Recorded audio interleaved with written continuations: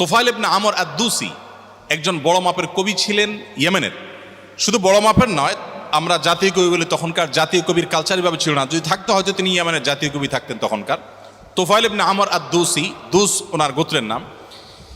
উনি যেহেতু বড় সাহিত্যিক এবং কবি ছিলেন, এবং সেই সময়ে কবি সাহিত্যিকদের অনেক কদর ছিল। বড় বড় রাজদরবারগুলোতে কবি সাহিত্যিকদেরই পদচারণা সবচেয়ে বেশি ছিল, এবং সবচেয়ে বড় পুরস্কারগুলো তারাই জিততেন। প্রশংসা করে রাজাদেরকে বিভিন্ন কবিতা, বিভিন্ন পংক্তি, বিভিন্ন লেখা এগুলো উপহার দিলেই পুরস্কার পেতেন। তো তোফাইল ইবনে আমর আদ-দুসি যেহেতু সাহিত্যিক ছিলেন, ভিআইপি ছিলেন, তিনি মক্কা উমরা করতে এসেছেন। মুহাম্মদ সাল্লাল্লাহু আলাইহি ওয়াসাল্লাম তখন গোপনে ইসলাম এর দাওয়াত দিচ্ছেন।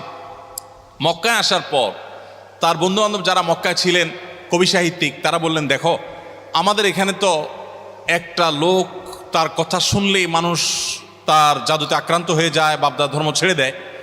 তো তোমার ব্যাপারে আমরা আশঙ্কা করছি যে তুমি এরকম অবস্থা